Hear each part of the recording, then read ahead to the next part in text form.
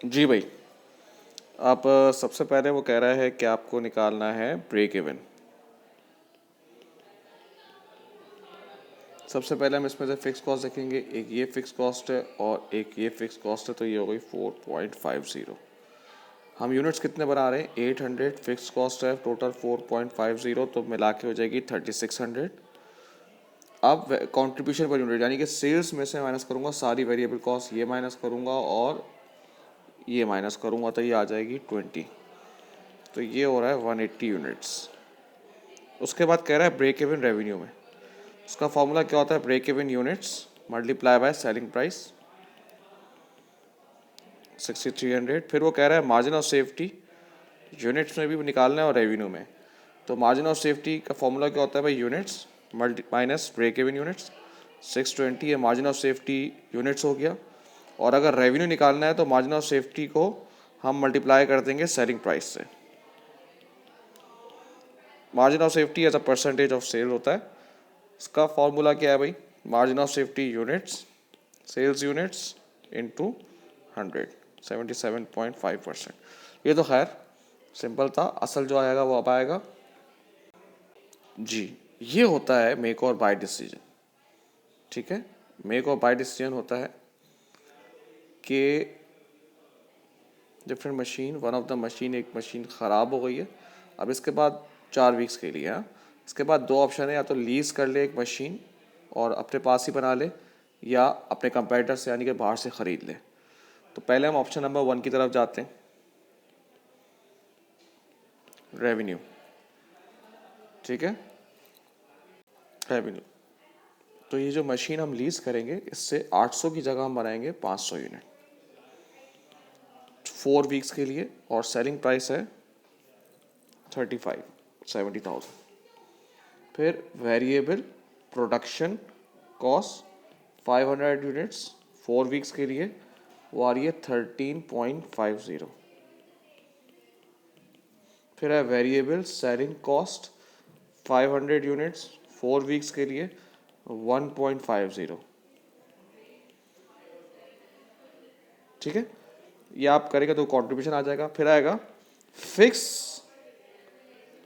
Fix cost, fix production cost, ये वाली। देखिए भाई, फिक्स कॉस्ट जो है वो यूनिट से वेरी नहीं करती, तो ये आपका 800 यूनिट्स जिस पे आपकी पूरी वर्किंग हुई हुई है उसी पे निकालेंगे आप। 800 इंटू 4 इंटू 3.5 देख लें भाई, 200। अब है फिक्स, सेम ऐसे ही सेलिंग कॉस्ट 800 यूनिट इंटू 4 और कितनी है 1, 3200। मशीन जो है वो लीज जो कर रहे हैं उसकी क्या प्राइस है भाई, 2000 पर वीक, तो 4 वीक्स के लिए है। तो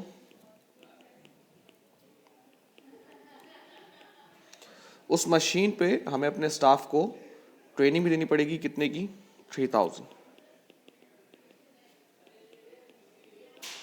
तो प्रॉफिट आ रहा है आपका 146,000।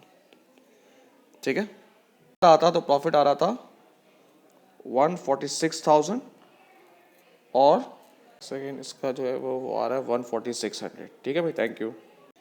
ऑप्शन नंबर 2 वो कहता है कि आप बाय कर लें, आप खुद से ना बनाएं, आप बाय कर लें। ठीक है ना, और उसमें आपको पूरा 800 यूनिट मिल जाएगा। मैंने कहा अच्छा भाई, अब ज़रा इसका भी देख लेते हैं। आप इसका रेवेन्यू देख लें भाई, 800 यूनिट बेच सकते हैं आप पर वीक, 4 वीक्स का है, और इसकी सेलिंग प्राइस 35। ठीक है,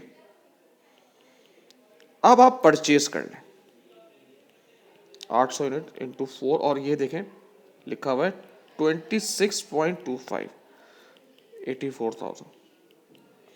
अब देखो वेरिएबल कॉस्ट, जाहिर सी बात है आप खुद नहीं बना रहे हो, तो वो तो आपकी प्रोडक्शन तो नहीं हो रही ना, आप खुद तो यूनिट ही बना रहे हो ना, तो वो तो आपकी हो जाएगी सेव।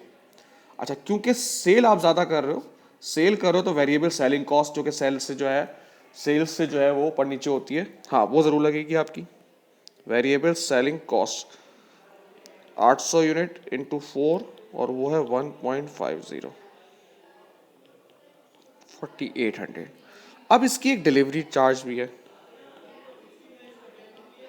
वो देख लीजिएगा आप।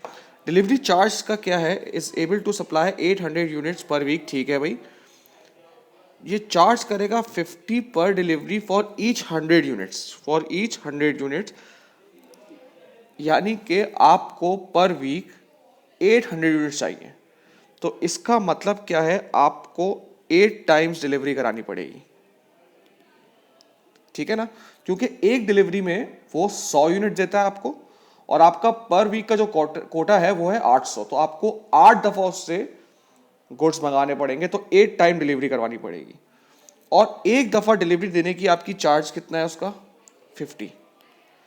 तो पर वीक का ये हो गया 400, तो 4 वीक्स का हो जाएगा ये 1600, ठीक है ना। रही बात वही फिक्स प्रोडक्शन की, वो तो आपको पे करनी पड़ेगी जो पहले से थी, वही 800 यूनिट इंटू 4 इंटू 3.5, और फिक्स्ड सेलिंग 800 इंटू 4 इंटू 1, तो ये प्रॉफिट आपका आ रहा है 7200। तो जब मैं खुद यहाँ पर आ रहा है, जब मैं खरीद रहा हूँ तो आ रहा है 7200,